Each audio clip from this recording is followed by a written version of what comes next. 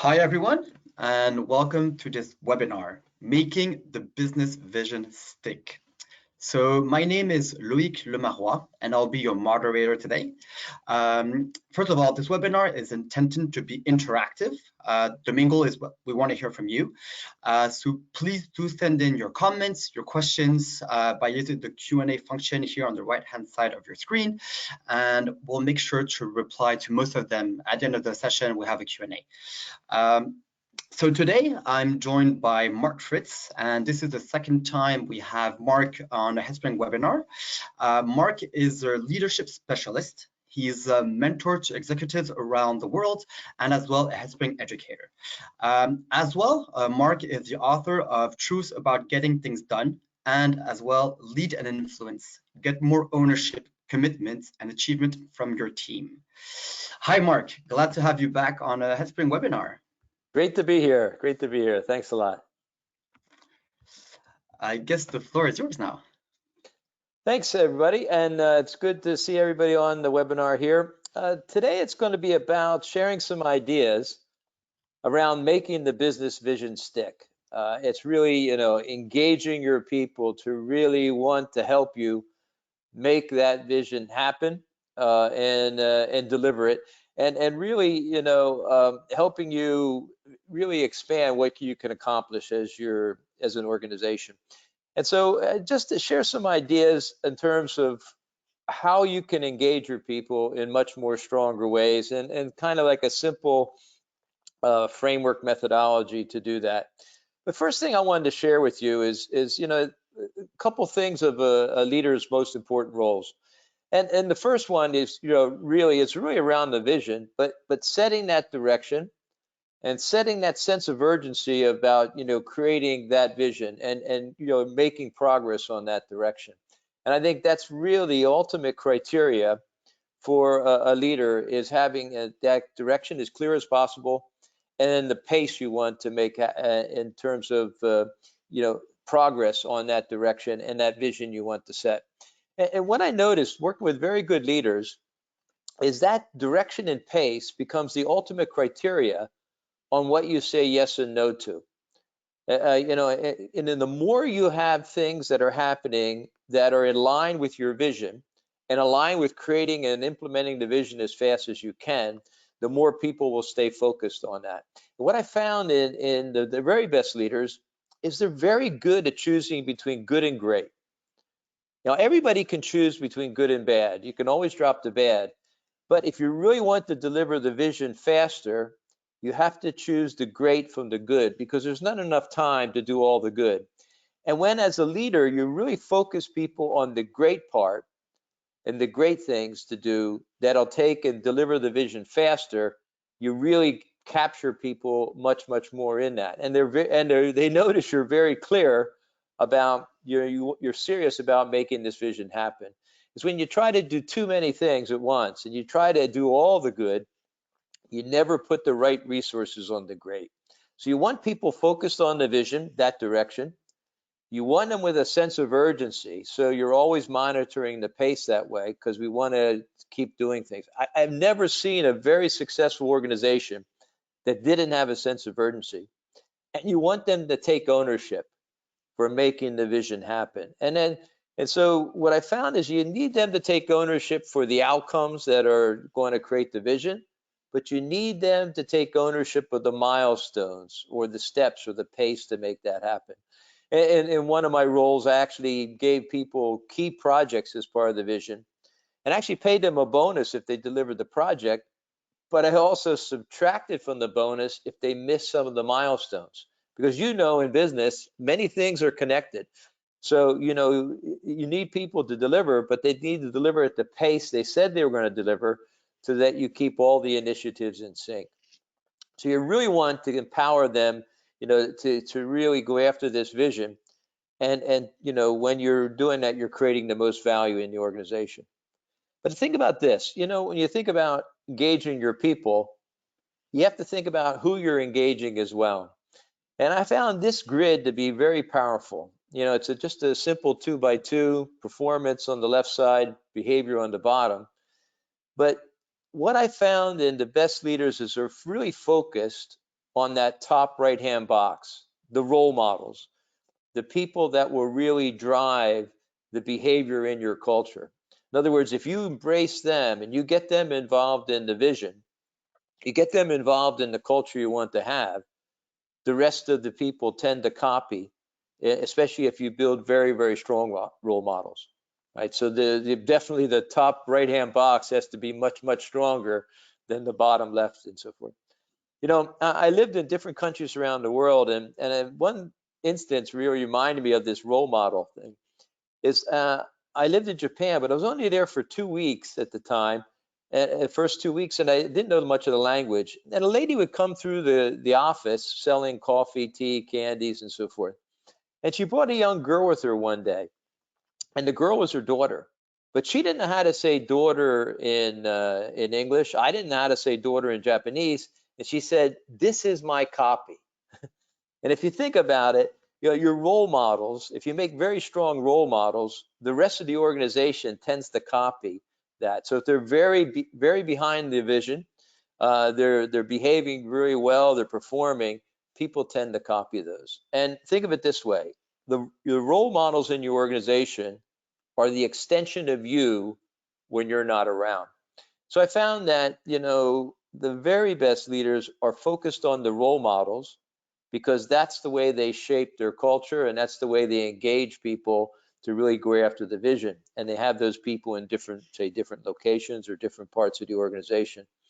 And so, you know, a lot of times you let your problem people steal your time. But if you really want people to embrace the vision and take it on and really drive forward at a faster pace, you have to engage those role models. So I'd say a good thing for you guys to do is have this grid like this way, and then map your organization and put initials as to where you see people in your organization. And whoever's in that top right-hand box, make sure you spend some extra time with, because that's where you extend your influence throughout the organization. But let's talk about what a vision is. You know, if you're really driving a vision forward, really what is it? And I think Andy Stanley said it best. You know, the vision is a mental picture of what could be, you know, what's possible, fueled by a conviction, a feeling of what should be. And I think that's what we need to do. If we want people to really help us, you know, deliver a vision, they have to really understand what could be, what are the possibilities. And then, well, why is it so important for us to do that? Why it's so important for our organization to go and make that happen? And if you think about it, a mental picture is really built with when we have lots of stories, examples, experiences in our head. So it's stories and examples that really create and help people to have the strong mental picture of what that vision is. In fact, if you really want to think about it as a powerful vision, you know, pictures in whenever we're back in the offices and so forth, the pictures you hang around the office should be really about the vision and the future you want to go make happen. And you know, because it's going to reinforce that message. And you know, it's sharing those stories and examples, but taking the opportunity to also listen and see what your people's insights are into that vision as you go too. You know, one time I was talking to the very successful salesperson, and he said something very insightful to me many years ago, and I often share this. He said, "I owe all my success in sales to one phrase. If the customer or the prospect is talking, I'm winning." And it's the same when you're trying to engage your people. When you're listening to them, they feel much more valued, and they're sharing their ideas. And you know, generally what comes out of our mouth goes back into our head with much more intensity. So, you know, it's the stories and examples that bring this vision alive in the people. And when your people share their own stories and examples about what this vision means to them, it becomes even stronger. So remember this definition of a vision from Andy Stanley: the mental picture of what could be, the possibilities, fueled by the conviction of what should be. Now, what I found in terms of getting people to embrace these things It's really around planting and watering dominant thoughts that are connected to that vision. And if I were to ask you this question, and I'd ask you, what percentage of your habits and your behaviors are driven by your conscious mind? When I ask people that, sometimes they say like 20%, 30%. One time someone said 80%, but it's really only 2 to 4%. The rest of what you do each day is driven by your subconscious mind. And I'll prove it to you with one single question. Can you tell me your next thought? You can't, because it just pops up into your head. So if you think about it, the mind you need to reach in order for people to embrace the vision is your people's subconscious mind, not just their conscious mind. And so I always thought about this in terms of really getting people to focus on something. It's around planting a thought as to what we're trying to accomplish, and then keep coming back and watering it. In other words, keep it strong. Because when people have a dominant thought in front of them, they see more opportunities to go make it happen. It's like when you buy a new car, you suddenly see your car everywhere because it became a dominant thought that way. You're happy for about a week, and then you get disappointed because everybody has the same car. So, keep that in mind in terms of engaging your people. It's going to take some repetition, and it's going to be really about, planning these thoughts. And the best way to do that is using stories and examples, and having a variety of stories and examples, and reinforcing the same type of idea, but not exactly in the same way. So you might be sharing it in different ways, but you're reinforcing the same idea. When they have that strong mental picture of what we're trying to create, the possibility, the could be, and the reason it's coming more powerful through the stories and examples, why it should be us, they're going to see more opportunities on that vision. If you remember Steve Jobs, he sort of planted in his people's minds, we're changing the world. We're making a dent in the universe. We're bringing something to the market that the market has never seen before. And so it was beyond just creating a computer. It was creating that as a dominant thought in their mind. And you can create a dominant thought other ways. And we'll share a little later here, but let's say you give someone a project to do. You make it very, very visible to everybody in the organization. They see it's a big challenge for them. If they deliver it, they could be in line for a promotion, or at least they'll be much more known for what they can achieve. People will know their abilities. That's a dominant thought now. I can't afford not to deliver because it's so visible that way. So think about for yourself, what's connected to your vision. What are the thoughts you want your people to hold in their head each day? And think about, how can you plan it, and how can you keep coming back and watering it? And often the most powerful watering is just asking questions about how they're delivering the vision, because what you ask about, your people perceive as more important. So as you notice, when we sent out the invite for this, there's three behaviors and mindsets that you really want to engage to get this vision to stick. They need to be engaged in it, which means they need to be involved in creating the vision, or at least creating and also sharing that vision. Every vision, really, if it's powerful enough, it's going to require people to use their potential, right? So you need to create a growth mindset, and you need people wanting to go and use their potential. And if it's big and so forth, you're making progress toward it, people are going to feel pride in delivering that. So what I wanted to share with you is that really what you're after is you're trying to make this vision personal for your people. And when things become personal, it's not just a thought, it's a feeling, right? So, if you think, what's possible, you want to engage them on what is possible. You want to involve them in both creating and sharing the vision, especially your role models in terms of creating it and sharing it onward. So they should come with a feeling as this is possible, and I'm engaged in creating what is that possibility. The second thing is it's personal.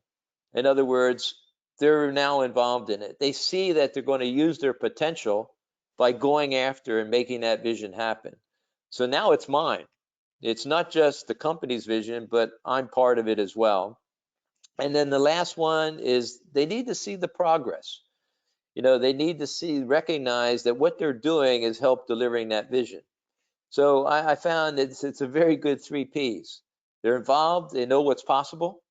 It's now personal, it's mine, it's not just the organization's. And I want to make progress on this and go make it happen. So what I like to do is go through just these 3 feelings and just share some ideas about what we could do about those.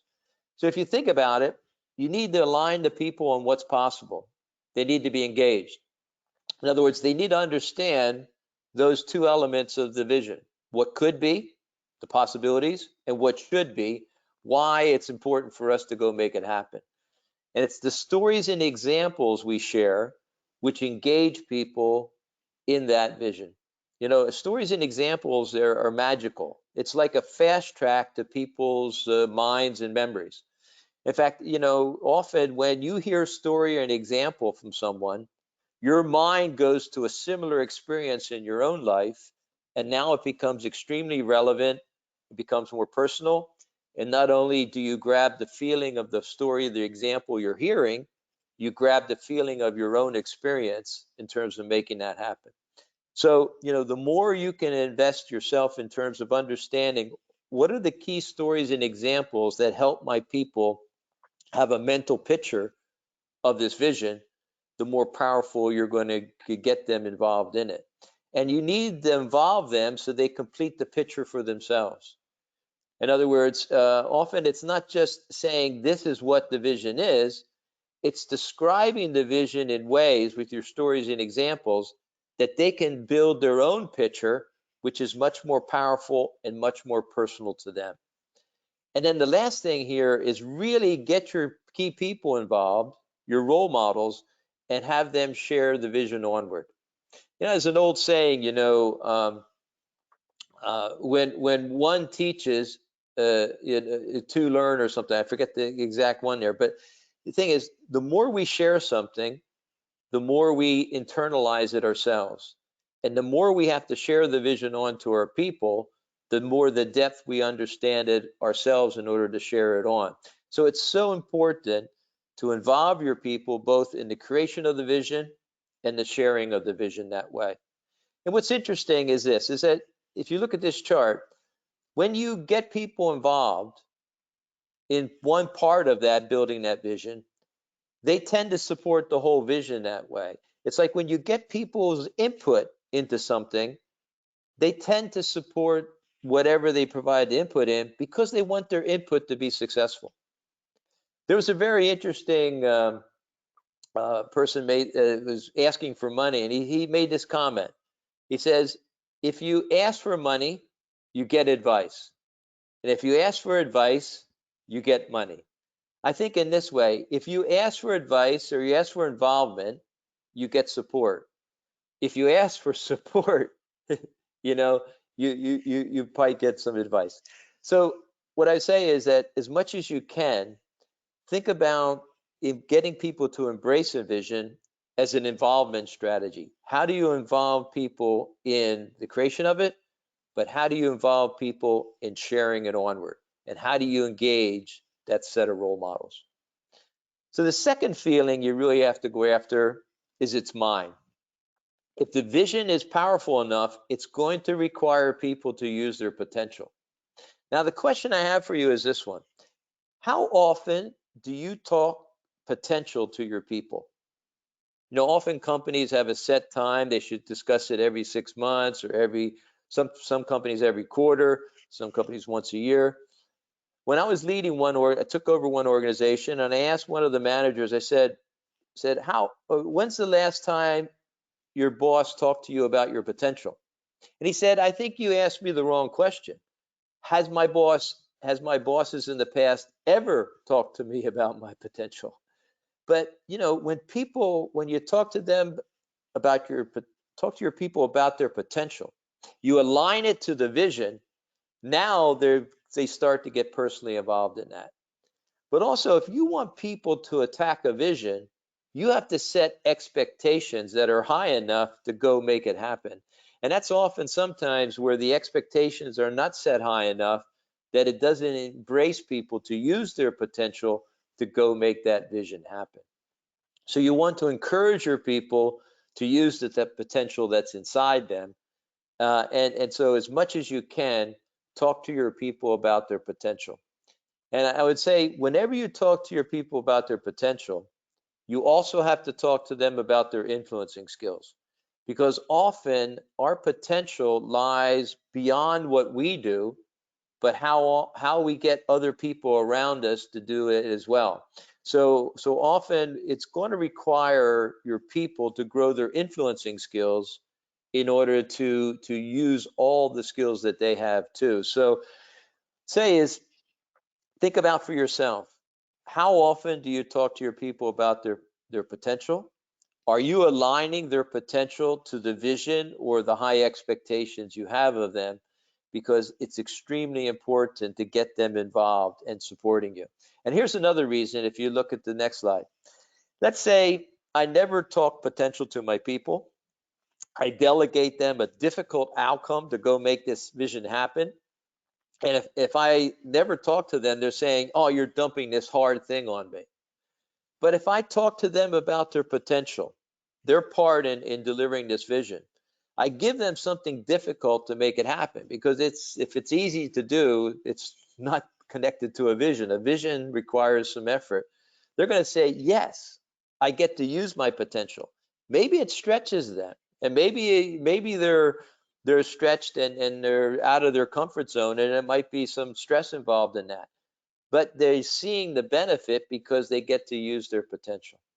And for a lot of your people, when they're using their potential, they're thinking, well, it's an opportunity to showcase my skills. So that could be good for my career.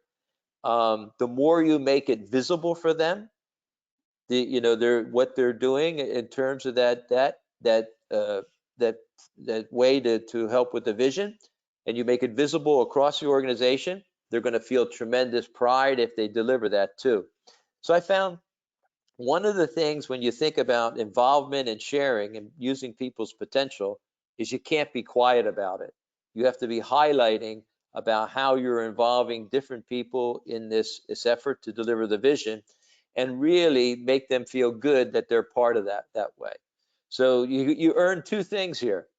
When something is very visible, people need to deliver or their personal reputation takes a hit. So suddenly now you have positive peer pressure, but if they do a fantastic job, they have unbelievable pride.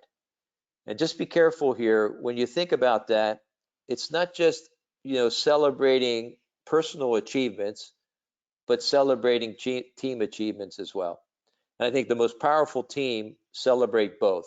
They celebrate both the personal and the team achievements. So the key question for you guys is, how often do you talk potential with your people?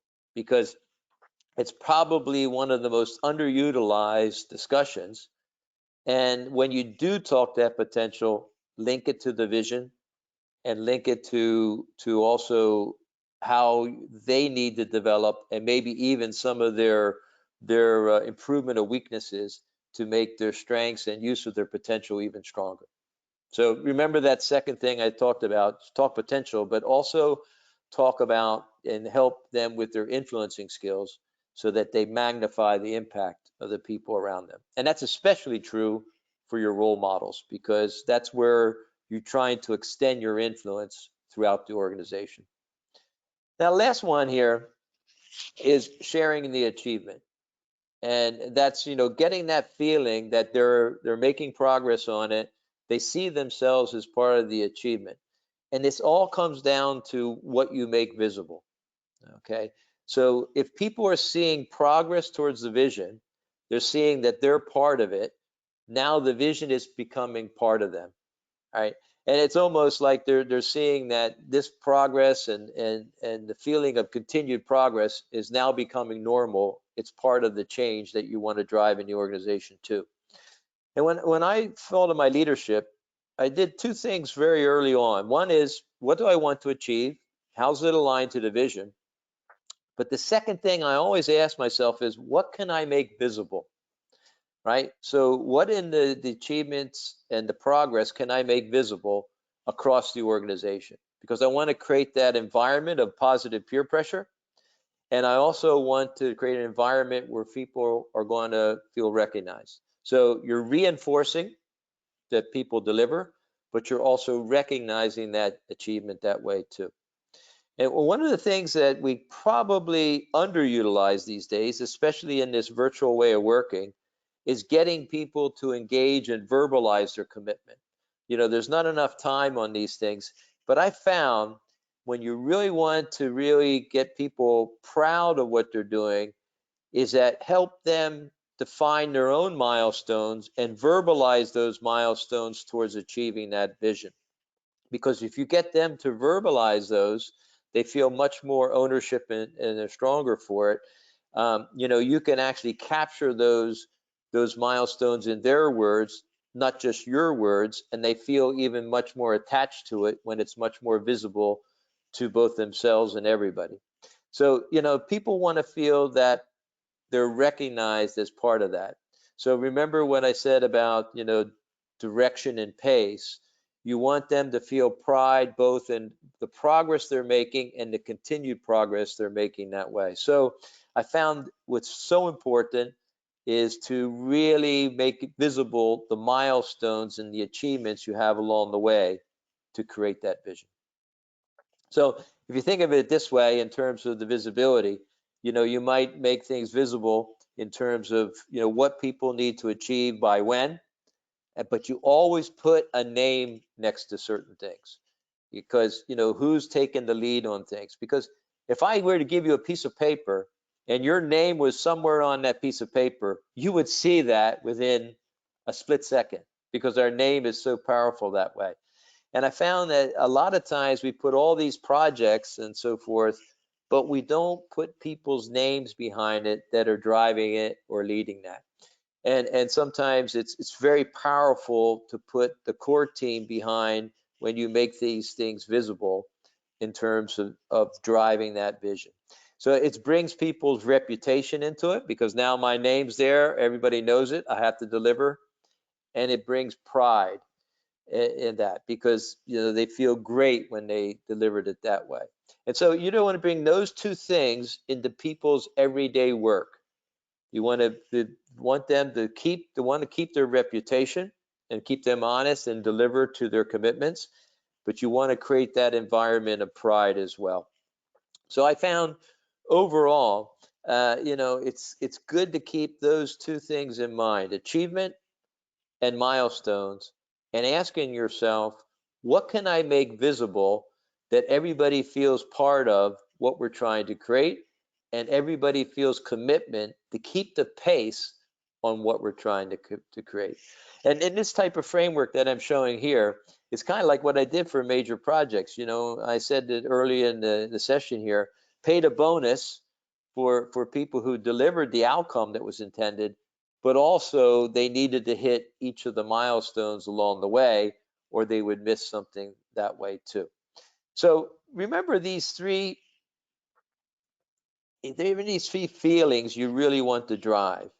If you think in the words in terms of the P's, you want your people to feel what's possible.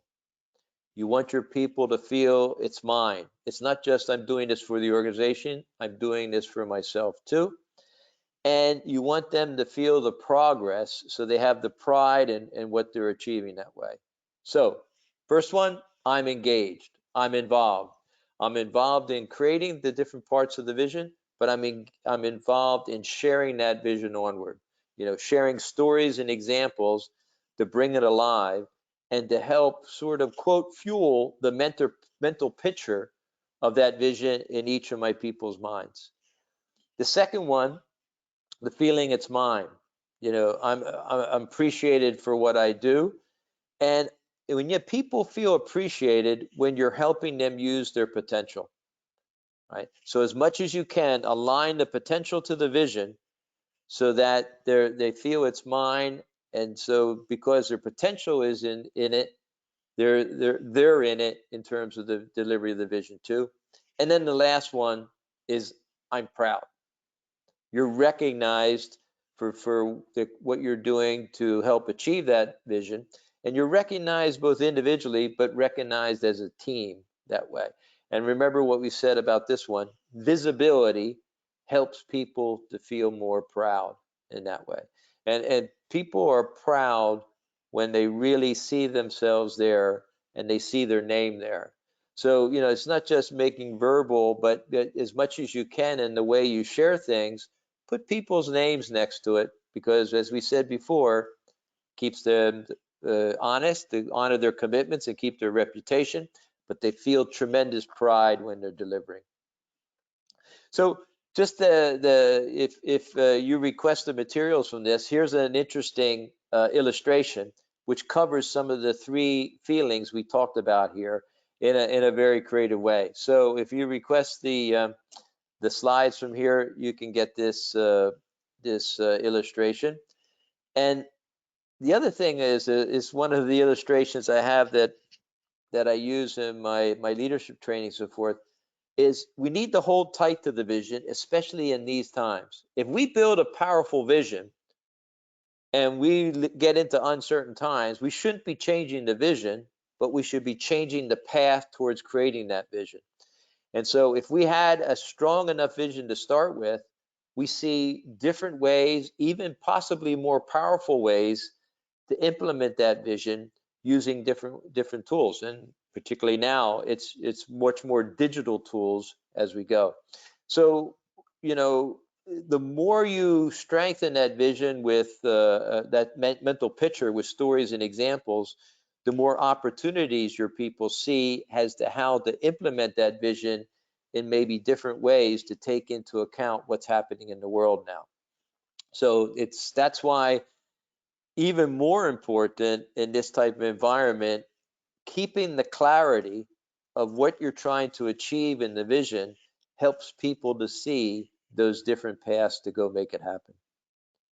And what I wanted to give you also here as a way is when you're thinking about influencing people to adopt a vision, you need to strengthen your influencing skills. So here's a collection of the influencing as factors that you can use. I collected these from all the gurus, including the most ethical internet marketers. And when you want to engage people, you have to think about human needs, motivation factors, emotion factors, change factors, influence factors, and decision factors. But if you think about those emotion factors that are linked to the vision, if you look down the bottom left, the two key emotions you're going after, first is pride, because you want them to make it feel that it's theirs and recognize. But there's another one to go after there is desire. Desire. They want that vision. They want to have that faster, even faster. So here's the handout for you. So hopefully you got some ideas in terms of moving the vision forward.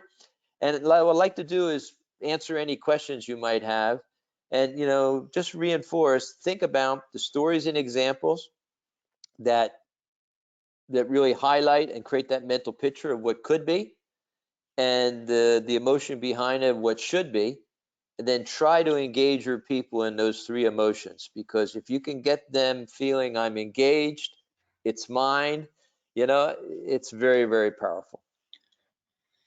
Thank you, Mark. This was very, very interesting. I actually learned quite a lot. And I do have a question coming up from this session. You did talk a lot about, having a strong vision. However, what if you realize your vision is actually not that strong? What can you do to actually make that vision stronger? What is a quick win to actually make that vision stronger? Do you go towards your role models? What can you do? I think if you want to strengthen the vision, you got to pick out the key people in your role models, and get a diverse group together and say, what is possible? What are the talents we have in here that we're not using our potentials? What is possible? What is the difference we can make? What is the impact we can make? What do you think that we're missing that way? The more you engage people, and if you think about it, a vision is something you just can't do by yourself. I don't know about you, but let's say that you're trying to really see the different possibilities and so forth. I found that when you're trying to engage yourself in creative and a vision, it always requires a conversation. And if you get the right people in the room or right people on a Zoom call, and you're engaging them and you're really fueling them with some possibilities, maybe bring in your own stories and examples to fuel the discussion, that's when the magic happens. Okay. And often it's those conversations that really gather all the ideas from people, and then 1 + 1 = 10. Okay, great, thanks. Actually, another question that popped up is who is better actually at sharing the vision? Imagine I'm an introvert. Does that mean I should select somebody else in the business that is more extrovert to share the vision? Yeah, it's an interesting one. Think about it. An extrovert has an advantage because it gets people engaged maybe quicker sometimes, in a conversation and so forth. But there's two parts of really engaging people. First part is opening their mind or expanding their mindset, and that you use some stories and examples to do it. But to really get them to start building that mental picture themselves, it's the key questions you ask or listening to them, which really helps them to do that. So yeah, actually, if you think about it, sometimes the most successful salespeople are not extroverts. They're actually introverts or a modified introvert, but they're very good at asking the right questions. They're very good at listening, and they're very good at asking the right follow-up questions for people to really internalize something. So you're almost having them sell themselves. So I always say the twins of very good influence is asking the right questions and listening, and then also sharing stories and examples when you need to expand mindsets. But think of that, come back to that definition of the vision. It's a mental picture. It's not just my mental picture as a leader, but I need to influence the mental picture in my people's minds. So part of that is expanding the mind, but then how they feel that mind is what they're saying and not what we're saying. Thank you, Mark. That was actually very, very interesting. I don't really see any questions coming in. Those were the two main questions. So I don't know if you have any last remark that you want to cover. Otherwise, we'll probably wrap up the webinar. Yeah, well, I think the key thing that I'd like to reinforce is that as much as you can, think about how can you make the vision personal for your people. And if you think about it, as we said by default, a vision requires people to use their potential to deliver it. If it doesn't require them to use their potential, then probably you don't have a powerful enough vision. So the more that you can get people more you can discuss potential, the more you can get them to realize what's possible, get them energized to use it, align that potential to the vision, then the magic can happen. But potential, that's one thing. But the second thing, as I've stressed a number of times, is as much as you can make things visible, right? Make the achievement visible, make what you're focused on visible, as what the progress, because the more visible it is, the more you have an opportunity for people to take more ownership of it and to also feel more pride in it as well. And I think those are the keys. So remember, make it personal, make it visible, and align that potential to the vision. Mark, thank you very much for joining today. I think the webinar is actually quite interesting, especially in turbulent times. So it's important. Well, I guess it's quite interesting if we have leaders on the session. They probably will have a framework that could potentially work on for the next weeks or months. Again, Mark, I'd like to thank you for joining the session today. Hopefully we'll have you again in the coming sessions. Thank you very much everyone for joining. I hope you enjoyed the session as much as I did, and I'm more than happy to welcome you again for a Headspring webinar. Everybody have a great day, be safe, and soon for a Headspring webinar. Bye, Mark. Thanks everybody.